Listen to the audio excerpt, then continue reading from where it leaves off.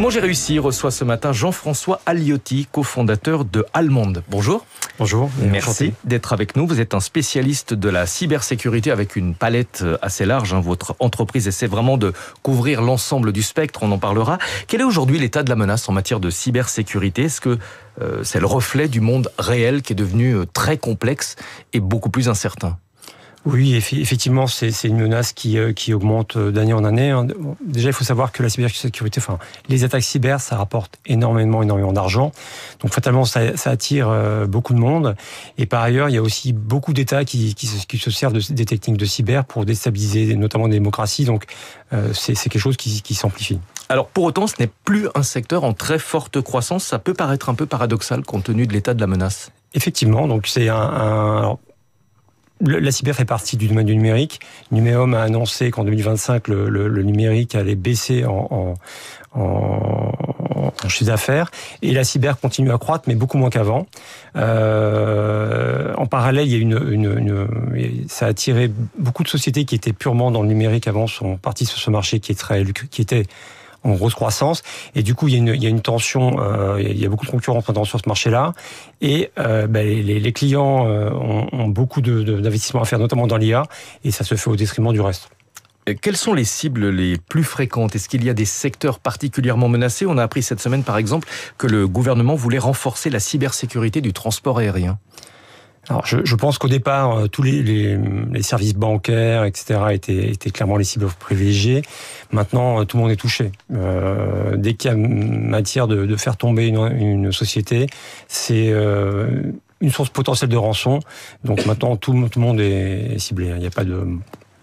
Il n'y a plus vraiment d'exception. Ouais. Est-ce qu'il y a encore aujourd'hui des entreprises qui ne mesurent pas la réalité du risque, ou est-ce que globalement les entreprises sont conscientes de ce risque cyber ? Alors, je pense que en 2025, maintenant tout le monde est conscient. Ça, maintenant, il y a plus de gens qui se cachent derrière leur petite voix en disant je ne serai pas touché. Mais est-ce qu'elles consacrent suffisamment de crédit ? Non, ça, pour le coup, c'est moins le cas. Notamment, les PME ont des difficultés, effectivement, parce que ça demande des investissements qui sont quand même assez élevés.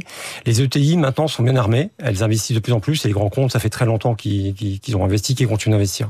Est-ce que vos clients, les entreprises qui vous sollicitent, le font généralement de manière préventive, ou est-ce qu'elles le font surtout après avoir été victimes d'une cyberattaque ? Les deux.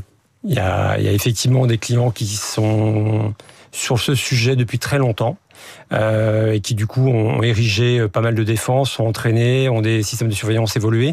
Et puis il y a des clients qui appellent lorsqu'ils ont fait ça en interne, et puis à un moment donné, ils sont attaqués. Et là, il y a besoin de compétences externes qu'on ne peut pas maintenir en interne parce qu'elles sont vraiment très spécifiques. Et donc voilà. Comment est-ce qu'on choisit une entreprise de cybersécurité ? Comment être sûr qu'on choisit réellement un partenaire de confiance et qu'on ne va pas solliciter, par exemple, une entreprise infiltrée par des espions, des personnes malveillantes ? Alors, ça fait très James Bond, mais c'est forcément une question qu'on se pose. Ça fait effectivement le cas. Nous, on a aussi le sujet en interne de vérifier que nos collaborateurs sont habilités à travailler chez nous. En France, il y a l'ANSSI qui a créé un certain nombre de certifications. Les sociétés doivent montrer patte blanche pour avoir ces certifications. Elles doivent se préparer, elles doivent avoir des processus très très spécifiques. Donc, en général, les sociétés, elles vont chercher les clients vont chercher des sociétés qui ont des certifications du métier, et c'est ça qui les rassure. Vous parliez de vos collaborateurs. Comment est-ce que vous les recrutez ? Est-ce que vous avez des difficultés pour trouver des bras et des cerveaux aussi ? Oui, alors ça, je pense que c'est général au marché du travail français. Tout le monde a du mal à trouver des ressources. Nous, ce qu'on cherche avant tout, c'est des têtes bien faites, des gens qui sont motivés, qui sont passionnés par la cyber, et après on les fera monter en compétences dans la durée. Le but est de s'inscrire dans la durée avec nos collaborateurs. Quel est le rôle de l'intelligence artificielle ? Est-ce que ça a changé la donne ? Alors ça change énormément la donne, et ça va la changer de plus en plus. Ce qu'on constate, c'est que les hackers, avant, ils faisaient des attaques manuelles. Ils ont commencé à automatiser leurs attaques il y a quelques années, ça va de plus en plus vite, et maintenant ils utilisent l'IA, ce qui les fait encore accélérer. Et donc nous, on construit principalement des systèmes de défense, et dans les systèmes de défense, on incorpore de l'IA aussi pour aller vite. Le but, c'est d'aller au moins aussi vite que les hackers, sinon on n'arrivera pas à aider nos clients. L'IA change la donne, est-ce que l'ordinateur quantique va la changer également ? Google et IBM ont déclaré cet été qu'un ordinateur quantique opérationnel était relativement proche. Nicolas Bouzou nous en parlait il y a quelques jours. Est-ce que c'est une menace en matière de cybersécurité ? Les experts nous expliquent que les ordinateurs quantiques seront tellement puissants qu'ils pourront venir à bout des cryptages les plus sophistiqués en quelques secondes, voire en quelques minutes. C'est effectivement le cas. Donc, comment est-ce qu'on va gérer ? Il y a des systèmes qu'on appelle des systèmes de chiffrage post-quantique qui arrivent maintenant, qui semblent permettre de résister aux ordinateurs quantiques. Effectivement, tous les systèmes de chiffrage classiques, ils vont tomber en quelques secondes. Donc maintenant, on aide nos clients à se préparer à déployer des systèmes de chiffrage post-quantique pour lorsque le quantique arrivera de manière un peu plus large qu'aujourd'hui. Ouais.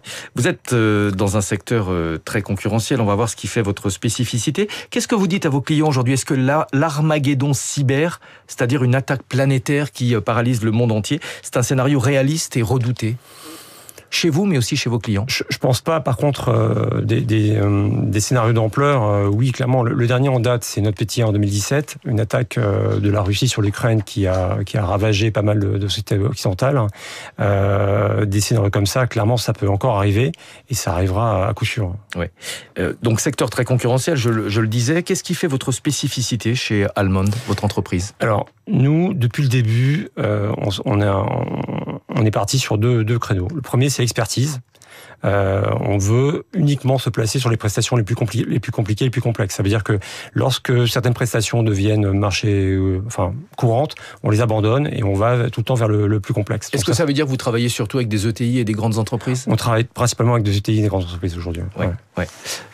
Autre spécificité peut-être? Et ensuite, c'est la R&D. On fait énormément de R&D. Là, par exemple, depuis 2 ans et demi, 3 ans maintenant, on intègre l'IA dans nos process. Donc, on considère que la R&D doit nous aider pour que demain, on soit plus efficace vis-à-vis de nos clients, pour nos clients. Merci beaucoup d'être venu ce matin sur Radio Classique. Cito Jean-François Aliotti, cofondateur d'Almond, entreprise, on l'a dit, spécialisée dans la cybersécurité. Bientôt 6h21 sur Radio Classique. Nathalie Janson est avec nous pour les classiques.